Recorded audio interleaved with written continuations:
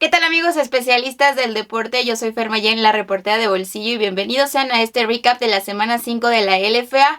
Yo sé que todos ya estamos más puestos para la vacación que para hablar de fútbol, pero definitivamente no podemos dejar pasar todo lo que sucedió el fin de semana anterior con la liga, cerrando ya o llegando más bien a su punto medio de la temporada regular, que la verdad pasaron bastantes cosas interesantes, así que quédate conmigo para descubrir qué fue lo que sucedió, qué fue lo que más me marcó en cada uno de los juegos y un poquillo más o menos de lo que podríamos esperar para la segunda mitad de la temporada regular de la LFA de esta sexta temporada oficial de la liga.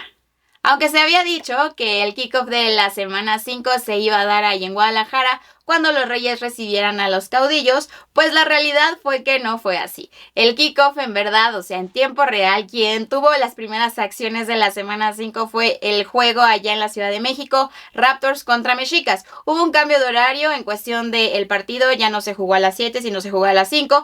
Y pues eran horarios similares en Guadalajara también, pero el equipo que realmente tuvo el kickoff fue Mexica Raptors, así que vamos a abordar ese primero.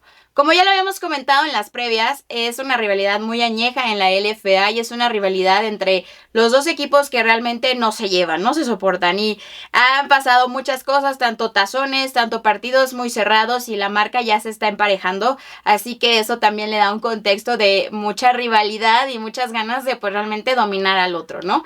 Como les había comentado, las defensivas iban a ser las que marcaran la pauta en este partido y no fue un error mío, otro acierto para la reportera de bolsillo, check, ya que fue las que marcaron la pauta la primera mitad por parte de la defensiva de Mexicas. Hubo varios balones provocados, ¿no? Un fumble y una intercepción, lo que limitó el ataque de Bruno Márquez y compañía, que sí hay que mencionar que se vio bastante elusivo, se vio mejor, con un mejor ritmo, con un mejor entendimiento y un mejor desarrollo, ¿no? Realmente Bruno empezó a conectar con más receptores y también sus corredores empezaron a encontrar pequeños huecos, que por cierto hay que mencionar que también la línea ofensiva cumplió bastante bien con su asignación, ya que se esperaba que no fuera tan contundente o tan prometedora esta línea ofensiva y esta protección a Bruno Márquez, porque se sabe que el frontal de Mexicas es uno de los más agresivos. Entonces se anticipaba que llegaran puras capturas, que llegaran sacks. O sea, no es que Bruno estuviera muy cómodo en la bolsa, porque obviamente sí llegó la presión, pero no fue tanto como se esperaba, pues obviamente, ¿no? Lo mencionábamos, la defensiva, el frontal de Mexicas muy agresivo contra el frontal de los Raptors, que pues sí es más novato que pues con experiencia. Sin embargo, se comportaron a la altura y eso también fue una pues parte clave para que la ofensiva pudiera encontrar sus espacios, ¿no? Realmente Raptors fue la que logró abrir el marcador en la primera mitad solo con 3 puntos y con esos 3 puntos nos fuimos al descanso. Por otro lado, en la cuestión de Mexicas, pues sí, Brandon López, que pensábamos que iba a tener una progresión diferente después de lo vivido contra Caudillos, pues no, realmente como que se quedó estancado y no se pudo encontrar la forma de penetrar a la defensiva de Raptors, que sí a lo mejor permitían ciertas yardas, pero ya en momento de entrar a territorio Raptor, la defensiva pues levantaba la mano y no dejaba permitir ninguna acción. Llegó la segunda mitad y yo creo que aquí fue cuando Mexicas empezó a frustrarse un poco a la ofensiva, pues no encontraba la manera, de verdad, no encontraron la forma de poderle jugar a la defensiva de Raptors y es cuando empezaron las rotaciones de quarterbacks, no tan temprano, sino fue ya más al final, pero de todas formas eso ya empezó a mostrar un signo de desesperación, sobre todo porque la ofensiva de Raptors sí lograba empezar a hacer acciones, ¿no? Bruno Márquez fue una pieza clave para esta segunda mitad, ya que él también tuvo que correr la bola en varias ocasiones y obviamente pues ya todos sus jugadores entendiendo su asignación y yendo a buscar esa primera oportunidad y también esa anotación, ¿no? Fue Bruno Márquez quien anotó el primer touchdown del partido y posteriormente llegó un acarreo por parte de Brian Correa para aumentar el número en la pizarra. Y ahí fue donde la frustración de Mexicas por tratar de ver qué quarterback podía darles la opción de cerrar el partido, porque el marcador estaba 15-0 justamente en el cuarto. Entonces ahí fue donde Mexicas empezó a intentar explorar o experimentar a otros quarterbacks que le pudieran dar pues al menos unos puntos en el marcador, sin embargo, pues no pasó. Al principio, con la entrada del zurdo Quintana, este quarterback legendario, empezó a mover la bola demasiado agresiva y muy versátil con sus receptores y abarcando varias yardas de manera muy rápida. Y llegó una intercepción que pues obviamente los echó para atrás, y ahí en cuestión de confianza la ofensiva pues ya estaba pues más que estancada, no más que en el hoyo. Entonces Mexicas no tuvo ni encontró la forma de poder meterse al juego. Realmente extraño, por lo que habíamos visto el juego pasado, parecía que íbamos a ver a unos Mexicas pues más seguros de sí mismos, más confiados en hacer las cosas, una ofensiva sobre todo más agresiva, que era lo que yo había estado peleando por ver en cuestión de Mexicas, y fue todo lo contrario. O sea, fue más una cuestión, no sé si también mucho tuvo que ver el tema del estadio, del horario, porque era una circunstancia diferente, pero vamos, al final de cuentas el otro equipo también estaba bajo estas mismas circunstancias y lució un poquito diferente, y eso fue lo que le dio la victoria en este partido, ¿no? Entonces creo que ya es un momento ahora sí de poner los puntos, los focos rojos en Mexicas, ¿no? Porque creo que ya están en este punto en donde un partido más que pierdan, pues prácticamente están fuera de la temporada, y todavía faltan rivales pesados como Fundidores o Dinos, y eso pues todavía complica más los escenarios para Mexicas. Y Raptors mantiene una luz de esperanza, la velita prendida, para que puedan suceder las cosas en este cierre de la temporada, para que puedan, al que sea, arañar los playoffs. Así que vamos a ver qué sucede con ambos equipos. Definitivamente no se esperaba este partido por parte de Mexicas, y bueno, Raptors ya empieza a lucir un poquito mejor a la ofensiva. Ahora vamos a Caudillos Reyes, allá en Guadalajara, en la Perla Tapatía. Segundo partido de visita para estos Caudillos, que habíamos visto una de sus peores versiones en 3 cuartos y un excelente comeback en el último cuarto contra Mexicas en la semana 4. Pero sabíamos definitivamente que estas lecciones iban a estar bien aprendidas por el equipo chihuahuense y que no les iba a volver a pasar. Y justamente eso fue lo que vimos, ¿no? Definitivamente de las piezas claves en este partido fue Joan Manigo, este receptor número 13, que no nada más es un excelente wide receiver, sino también es uno de los mejores especialistas en los regresos de patada de toda la LFA, no nada más de Caudillos, de toda la LFA. Por alguna razón, yo me preguntaba en varias ocasiones en el transcurso del partido que es cómo posible que le mandaran las bolas en cada despeje al número 13, sabiendo que es uno de los más peligrosos regresando el balón. Y justamente 2 regresos que realmente le cayeron las manos, no tuvo ni siquiera que esforzarse por atraparlo, fueron hasta la zona de anotación. Uno sí recorriendo pues casi unas 90 yardas, y otro un poquito más corto, ya que el despeje pues tampoco fue muy fructífero en una de las series que tuvo que despejar el equipo de Reyes. Pero aquí volvemos a este punto, ¿no? Reyes quizá nos dio un poco de humo a la ofensiva en las primeras semanas, pues Patrick Shannon, a partir de Fundidores, dejó de ser... Bueno, desde antes ya habíamos visto que no fluía muy bien la ofensiva, inclusive desde Raptors, si lo puedo decir, ya que nada más anotó un touchdown a la ofensiva, pero bueno, todavía lucía un poquito mejor y un poquito más consistente el ataque aéreo del equipo de Guadalajara. Pero a partir de Fundidores, creo que se mermó todo, cayó todo, y dejó de ser lo que pensábamos que era, o quizás solamente fue esa ilusión que vimos por estas primeras semanas en donde todavía los demás equipos junto con Reyes se estaban estableciendo, y Patrick Shannon llegó con un chip, no sé, distinto, a lo mejor ahora ya está más agotado. Desconocemos muy bien por qué, si ya no se están entendiendo entre su coordinador ofensivo y pues el mismo quarterback, o qué está pasando, pero el tema es que Shannon no está dando el ancho para los juegos ofensivos de Reyes, y realmente pues eso también está metiendo en problemas a la defensiva, ya que pues tienen que estar más tiempo dentro del campo, y obviamente con una ofensiva como la de Caudillos, que es bastante llena y plagada de talento, pues es algo todavía más complicado. Jeremy Johnson despertó pues con muchas ganas de hacer las cosas, anotando 4 touchdowns esta semana, así que pues la verdad es que lució bastante bien. Digo, no fueron todas las ofensivas muy consistentes como a lo mejor lo que habíamos visto en otros escenarios. Sí había momentos en que la defensiva de Reyes pues lograba frenar el ataque de Caudillos, pero pues bueno, en realidad es que se pusieron arriba en el marcador desde el principio. O sea, creo que era el primer cuarto y ya Caudillos tenía como 21 puntos o 14 a su favor. Entonces realmente sí fue una masacre, algo que no se esperaba.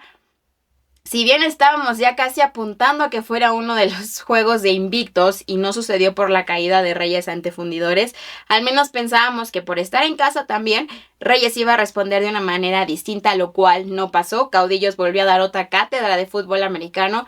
Igual, ¿no? En cuestión de special teams, solo en regresos porque también han tenido complicaciones en cuestión de los puntos extra.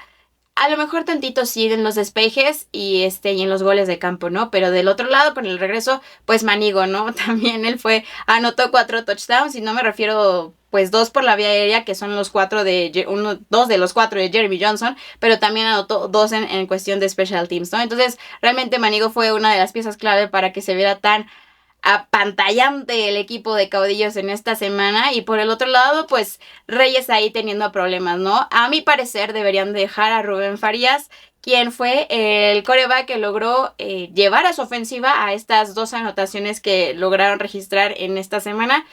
Y creo que pues al final él puede todavía dar algo diferente, ¿no? Algo diferente lo que la ofensiva de Reyes necesita, que si logran hacer bien las cosas todavía pueden clasificar a playoffs al final de la temporada. Si nos vamos a temas muy drásticos de que no logran concretar nada, si bien los aciertos que tuvieron al principio pues le pueden dar la oportunidad de pasar de panzazo a playoffs. Así que vamos a ver qué sucede con los Reyes, si logran pues salir adelante de este hoyo, de este estancamiento ofensivo, o si es que realmente solo fue una pequeña ilusión que tuvimos de Reyes en las primeras semanas. Así que cayeron ante los Caudillos 14-48 y bueno, estos Caudillos siguen invictos, pero vamos a ver qué les depara porque todavía tienen algunos rivales fuertes a vencer. El segundo día de actividades de la semana 5 arrancó en Ciudad Juárez cuando los Jefes recibieron a los Reds en este partido que realmente fue uno de los mejores. No el mejor porque sí tenemos el mejor partido de la semana 5, pero estuvo bastante entretenido. Sabíamos que los Jefes venían con varios cambios, ya no se quedaron sin head coach, tienen a un head coach interino y nuevos coordinadores, tanto ofensivo como defensivo. Entonces íbamos a probablemente ver una cara diferente de Jefes y así fue lo que vimos. Algo bastante positivo, creo que han mejorado muchísimo y han madurado en el tema emocional y es un equipo que sí a lo mejor todavía no está logrando esas victorias, pero ya es un poco más emocional, o sea, ya controla más sus emociones y logra establecerse dentro del campo.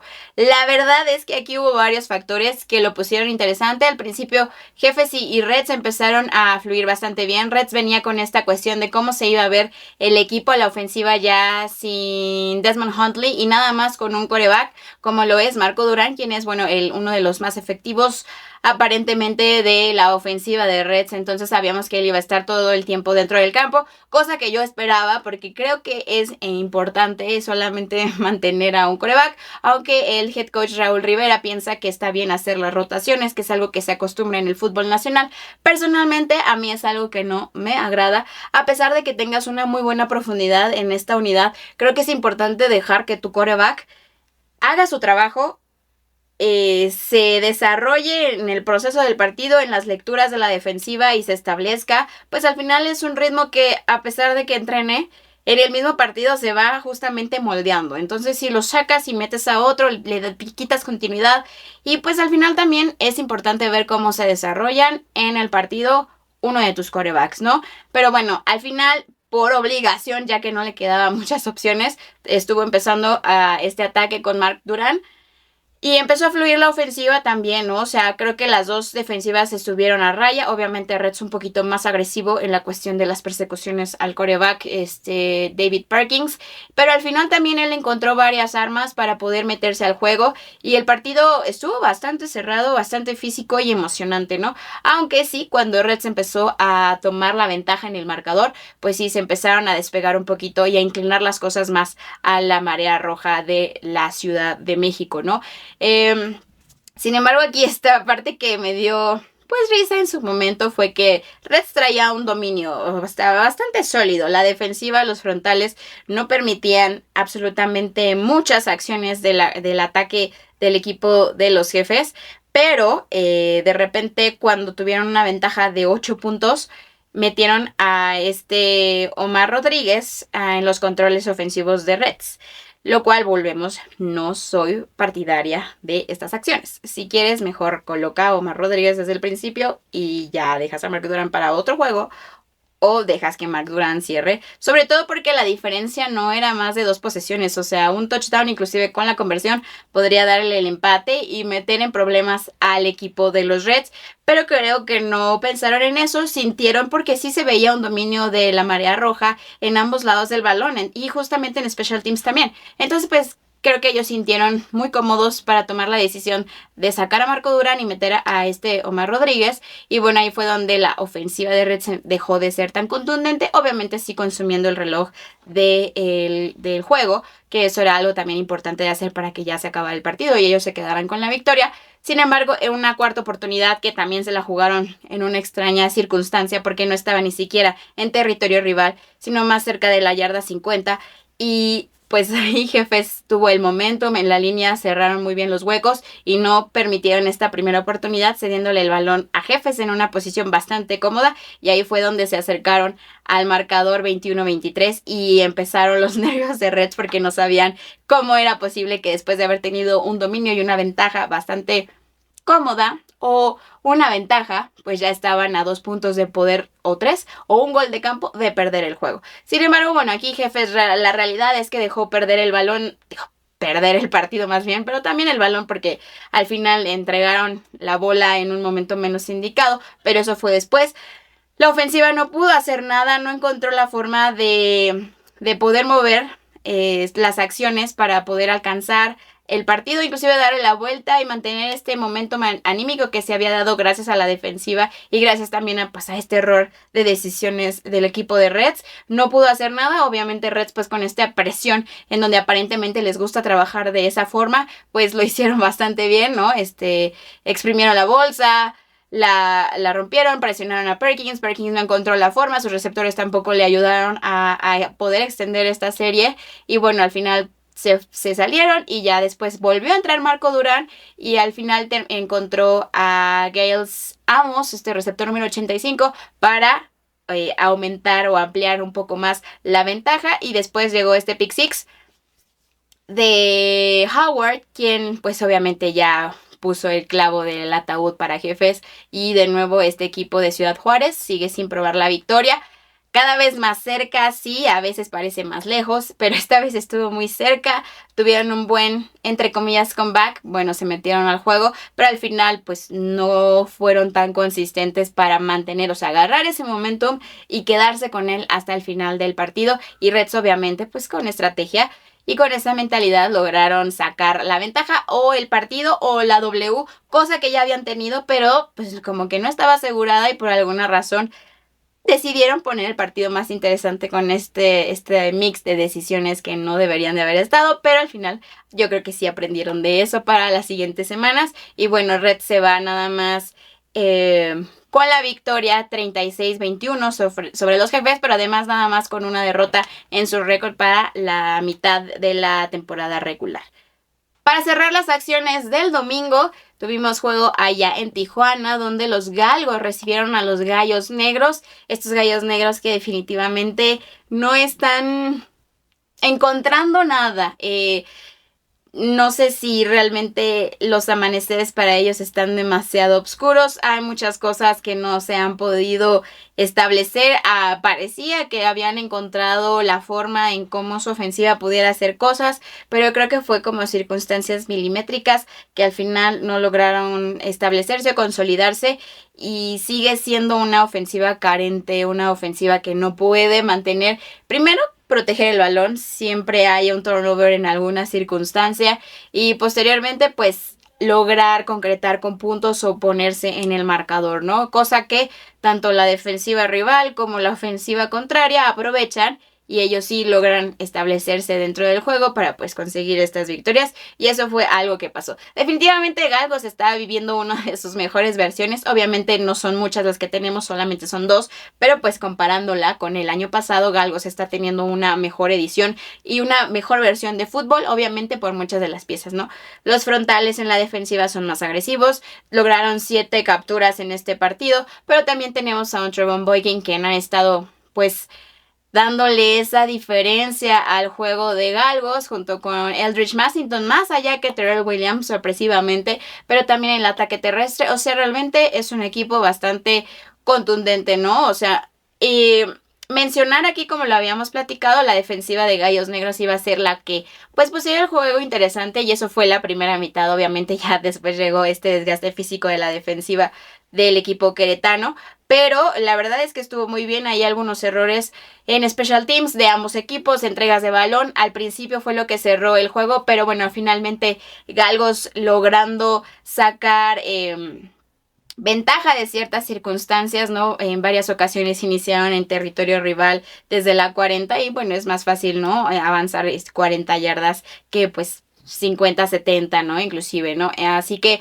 pues eso fue lo que sucedió. Prácticamente esas fueron como las circunstancias. También hubo un pick six en la primera mitad del juego por parte de Galgos. Enrique Altamirano se llevó el balón. Otra intercepción, la cual fue regresada con otra intercepción de Gallos Negros. La primera mitad estuvo bastante sólida, ¿no? Por esta defensiva del equipo de Querétaro, que contuvo lo más que pudo al ataque de Trevon Boykin. Pero bueno, al final encontraba siempre las maneras, ya sea por piernas o pues con alguno de sus corredores o receptores. Obviamente Eldridge Massington hizo también de las suyas. Trevon Boykin también acarreó varios touchdowns, 2 inclusive.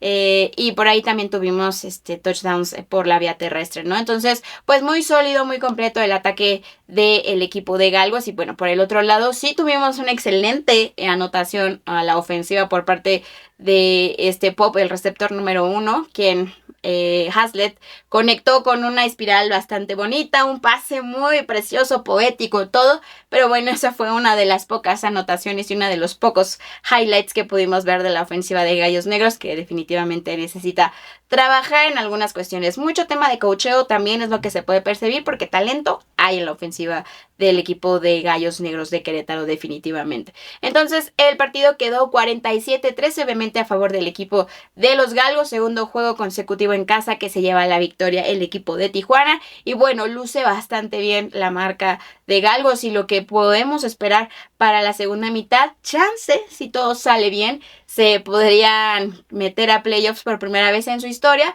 logrando pues también demostrar pues este avance, ¿no? De crecimiento de un año a otro. Y por el otro lado, Gallos Negros sigue sin probar la victoria. Estaba más cerca, ahora ya está más lejos aparentemente de que eso suceda, pero vamos a ver cómo logran readaptar estas circunstancias en esta semana de bye, que tanto logra recuperarse también físicamente para esta profundidad y cerrar la temporada. Obviamente el panorama para Gallos Negros es muy complicado, pero pueden sanar un poquito con algunas victorias, o al menos que aparezca una por ahí. ¿O será que estaremos viéndolo nada más en el juego de Jefes contra Gallos Negros, que son los únicos dos que no han logrado romper esa racha perdedora? No lo sé, no lo sabremos, pero definitivamente lo averiguaremos. Ahora sí, para cerrar las acciones de la semana 5 de la LFA, tuvimos esta histórica mención, este histórico suceso en donde tuvimos nuestro primer lunes por la noche, y obviamente allá en Saltillo, donde los Dinos recibieron a Fundidores, otra rivalidad sí añeja, pero también pues de las más físicas, de las más agresivas, pues por la complexión de estos dos equipos, por todo lo que ha sucedido entre ellos. También es de que uno gana un juego, otro gana en otro, en su casa el equipo visitante es diferente y así sucesivamente. Y la verdad es que este fue el partido de la semana. Sabíamos que iba a ser el partido de la semana. Gracias a Dios fue el partido de la semana, porque todos estábamos viendo ese lunes por la noche allá en el Estadio Madero. Y la verdad es que fue una cosa tremenda. Hubo un momento, como lo queríamos, como lo pedimos, que no sabíamos quién iba a ganar ese juego, porque así sucedieron las cosas. La primera mitad, y miren, como últimamente ha sido la versión del equipo de los Dinos, La defensiva y los special teams le han dado la oportunidad a la ofensiva dirigida por Eric Niño para poder meterse al juego desde muy temprano, y esas fueron las circunstancias que vimos, ¿no? Sabíamos que la línea defensiva del equipo de los Dinos iba a ser una pieza clave para, pues, poner incómodo a Shelton Epler, y que sabemos, como cualquier quarterback, que le gusta mantenerse en la bolsa porque vaya brazo y vaya precisión que tiene, pues es la forma en cómo podemos contenerlo, similar a lo que decimos con Bruno Márquez, que tienen dos estilos, pues, prácticamente iguales, ¿no? Porque estos dos quarterbacks no suelen correr la bola bastante, sino son más aéreos, entonces obviamente buscan más estar cómodos dentro de la bolsa de protección. Así que cuando llega una línea que los pone incómodos, una línea que la rompe constantemente, pues sí es más fácil sacarlos de quicio, ¿no? Y ponerlos incómodos y que no se logre completar los pases o establecerse a la ofensiva. Y eso fue lo que estuvieron haciendo en la cuestión de la línea constantemente, hasta que finalmente el ataque de Fundidores empezó a encontrar a sus corredores como receptores y utilizó algunos receptores como corredores para poder hacer estos engaños visuales y en cuestión de asignación de cómo defender a ciertos jugadores, ¿no? Y ahí fue como empezó a encontrar pues la oportunidad, pero bueno, los Dinos se habían establecido en el marcador pues ya 14-0 al principio del partido, y les digo, al final también Shelton Epler se vio bastante elusivo por aire en algunos momentos del juego, ¿no? Encontrando a Turin Justice, a Tavarius Batiste y a Auger, ¿no? Que es este receptor que les digo que también ya es uno de sus favoritos, porque definitivamente lo encuentra. Él es muy rápido y también es muy físico, cosa que quizá tanto Batiste como Turin Justice no tienen, porque ellos son más delgados, son súper rápidos, pero Auger es un poco más físico por la complexión que tiene. No es que esté muy físico, pero sí es en cuestión de masa magra, sí tiene un poquito más de músculo Auger, que es el número 39, y le ha funcionado bastante bien por la vía aérea, ¿no? Entonces estas fueron las piezas que empezaron a mover un poco pues la pizarra y las cadenas también, pero definitivamente la primera mitad fue para el equipo de los Dinos, yéndose con la ventaja bastante cómoda de 2 posesiones en la primera mitad. Y ya en el regreso, pues obviamente Fundidores empezó a encontrar la forma de mover las cadenas, de ponerse en el marcador también, darle la vuelta al juego, y Dinos no pudo pues responder tan rápido o tan fácilmente como ellos les hubiera gustado, ¿no? Pero llegó esta parte en donde quedaron empatados a 31 y hay temas, ¿no? Marcaron un holding cuando McAllister se escapó hasta la zona de anotación y obviamente le dio la ventaja al equipo de Fundidores, pero marcaron un holding, lo cual pues obviamente anuló el touchdown y los alejó pues obviamente de la primera oportunidad. Y creo que el juego estuvo ahí, ¿no? O sea, realmente hubo un momento en el que la defensiva de Dinos frenó a Fundidores. Los Fundidores estaban frenando, pues, no tan fácilmente, pero sí. En algún momento ya no les daban oportunidad a Dinos de poder hacer algo, ni por la vía terrestre, ni por la vía aérea. Entonces sí, había un poquillo más de frustración por parte de Dinos. Pero todo se reduce en ese momento donde se hace ese holding que pues cuestionable. La realidad es que lo ves y estaba a lo mejor en la línea de ser o no ser. Así que le anulan ese touchdown, lo regresan, y ahí es donde la defensiva de Dinos toma esta oportunidad para no dejar que logren este primero y 10. Y entonces aparece esta cuarta, que el coach Strebel decide jugársela, la cual estuvo bien. O sea, realmente era ganar o perder en ese momento. Y bueno, al final no lo lograron. Adrián Mendoza, linebacker, contuvo el ataque para esta primera oportunidad. Y obviamente le dieron la ventaja en cuestión de posición, ¿no? Estando en la 40 de Fundidores entre el ataque de los Dinos. Y con Emilio Fernández, quien ha lucido bastante bien, ha sido bastante agresivo, como siempre, pero ahora un poquito más todavía, pues logra la anotación que le da la ventaja. Y bueno, ya había, sí, tiempo, ¿no? Había como 2 minutos en el reloj, pero Dinos agarró ese momento y lo tomó para hacer de ese partido suyo y no darle la oportunidad a Fundidores de regresar. Así que los Dinos se llevan el lunes por la noche venciendo a Fundidores 38-31, un partido de ensueño. Creo que ya podemos poner en la mesa a Niño como quarterback titular. ya sí se lo está ganando. Obviamente faltan muchas cosas por ver de este quarterback. Creo que todavía tiene bastantes áreas de oportunidad que se pueden trabajar para desarrollarlo como todavía un quarterback más agresivo, más profundo, ¿no? También hubo pues una anotación de Jair Villamontes, este Mexican Star, y esta fue bastante... no milagrosa, porque no es cuestión de milagro, sino también de habilidad.